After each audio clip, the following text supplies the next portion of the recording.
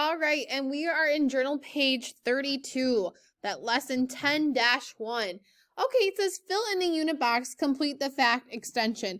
First thing we have to do, fill in the unit box. Here's the unit box. The unit is what we measure in. It's basically like saying, what is our label? And you know what? I'm going to go with pineapples, just because that's my room theme and I like pineapples. You can make it whatever you would like to.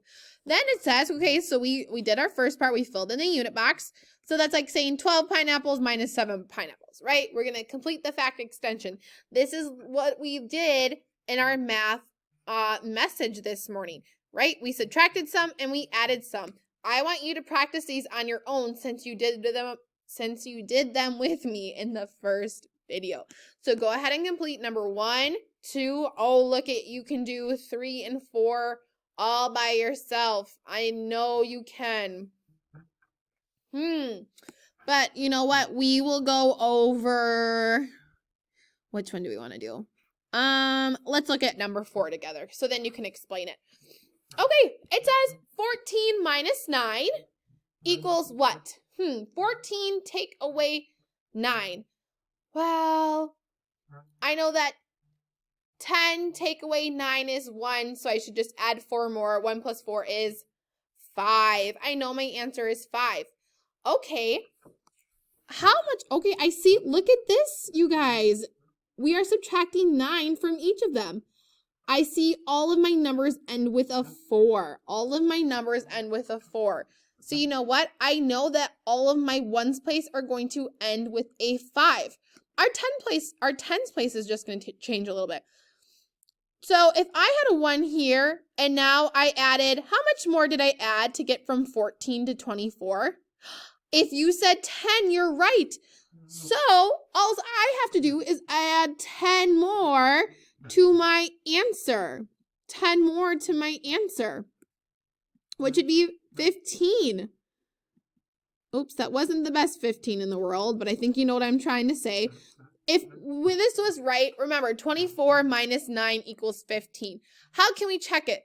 Well, Fact Family says I can go back and I can add my answer to what I took away to equal the opposite. So I'm going to add 15 plus 9 and see if it gets me 24. 15, 16, 17, 18, 19, 20, 21, 22, 22, 23, 24. I just added 9 tally marks. Did I get to my original number? Whew, we did it.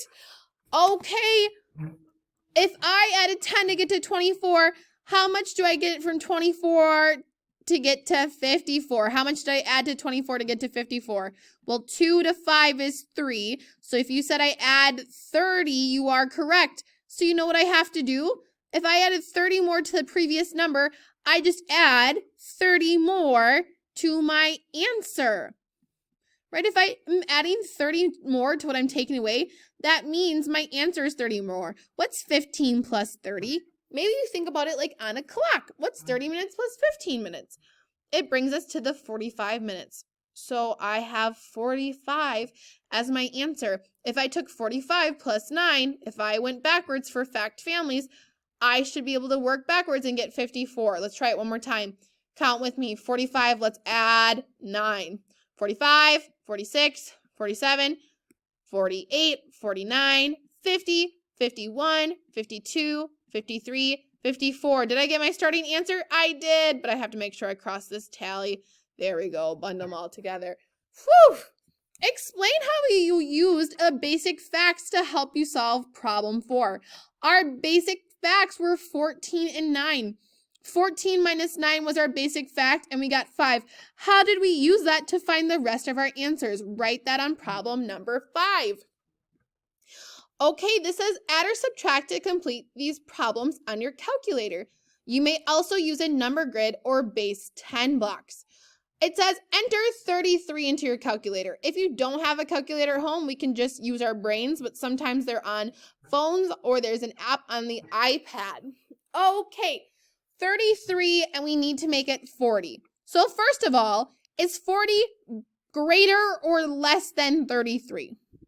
It's greater than 33. 40 is the bigger number. So I know to get from 33 to 40, I'm going to have to add some numbers. Well, I see in the tens place I have a 3, and in the tens place I have a 4. That means I need to change the ones place and make it to the next 10.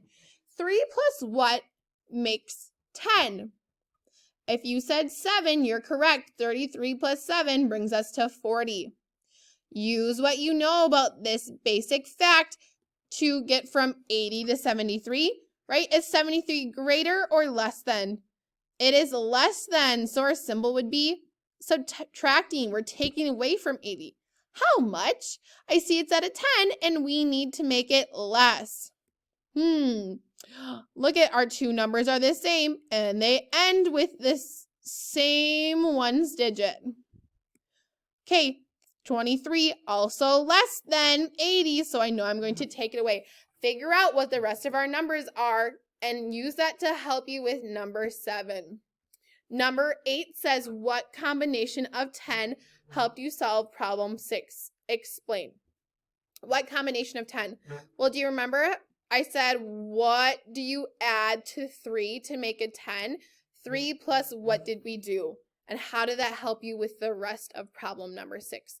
Write this in complete sentences. Remember, when we have complete sentences, we start with a capital letter. We have a complete thought, so we read it through to make sure it makes sense, and we answered everything. And at the very end, we have a period because we have an end mark at the end of all of our sentences. Okay, follow along with me on the next page as I explain that one. So page 33. It says use a toolkit clock or an open number line to help you solve these problems. Show your work. You have 1, 2, 3, and then an explanation. I'll do number 1 with you. It says Ava leaves to go swimming at 4:05 and returns at 4:57. How long has she been gone? The first thing you need to do is draw a number line. I have a start and I have an end. And do you think Ava would go swimming at 4:05 in the morning? That probably wouldn't make sense. So I added PM to both of my times. What would be a good hop? How many minutes at 4:05 p.m. till I get to 4:57 p.m.? What would be a really good hop?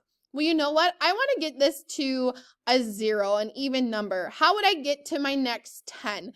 5 plus what gets me to my next 10? Well, 5 plus 5. Oops, I need my drawing tool.